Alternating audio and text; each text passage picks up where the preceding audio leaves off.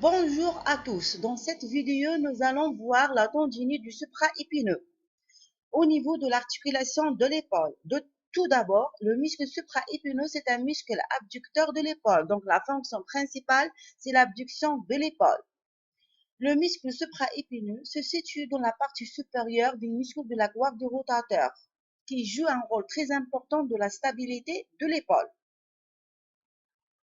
C'est au niveau de tendons que se produisent les micro-lésions, traduisant le phénomène de tendinopathie.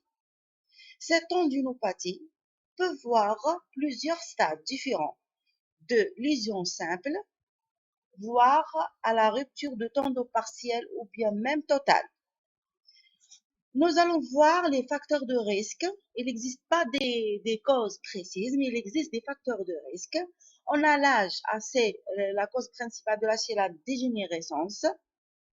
On a les contraintes mécaniques récidivantes et les gestes répétitifs avec port de charge lourd et le déséquilibre musculaire.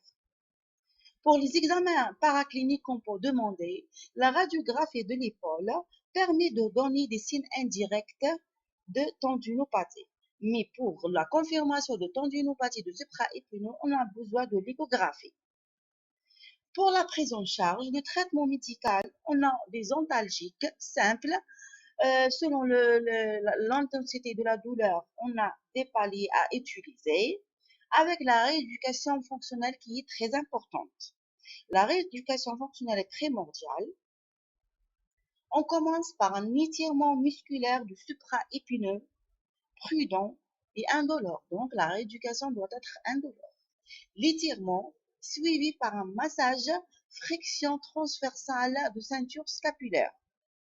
On utilise la physiothérapie. On utilise souvent dans le cas de tendinopathie l'ultrason avec renforcement musculaire des muscles responsables de l'extension de l'épaule, qui sont le lombiceps, qui est un muscle très important, le muscle sous-épineux, qui se trouve parmi aux parties inférieures des courbes de rotateur, muscle sous-scapulaire, qui est un muscle rotateur interne de l'épaule, et le petit rond. Donc, on doit renforcer ces muscles pour éviter la rétropulsion de l'humérus au niveau de l'articulation de l'épaule.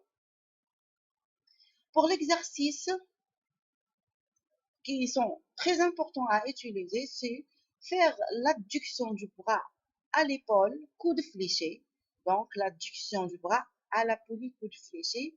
Et la rotation externe de l'épaule, puis la rotation interne. Donc, on insiste sur la rotation externe. Si on ne trouve pas de réponse au traitement médical, à la rééducation fonctionnelle, il existe d'autres moyens qui trouvent place dans la tendinopathie. C'est d'injection de plasma riche en plaquettes. C'est prouvé sur son efficacité. Mais dans le cas de tendinopathie avec rupture totale du supraépineux, dans ce cas, il n'y a pas d'indication de rééducation, mais indication opératoire qui se pose. Mais dans le cas de rupture partielle, on commence par le traitement médical avec rééducation fonctionnelle. Si pas de réponse, on pose l'indication de traitement chirurgical. Mais dans le cas de tendinopathie simple, dans ce cas, seulement le traitement médical associé à des exercices physiques peuvent suffire. Merci pour votre attention.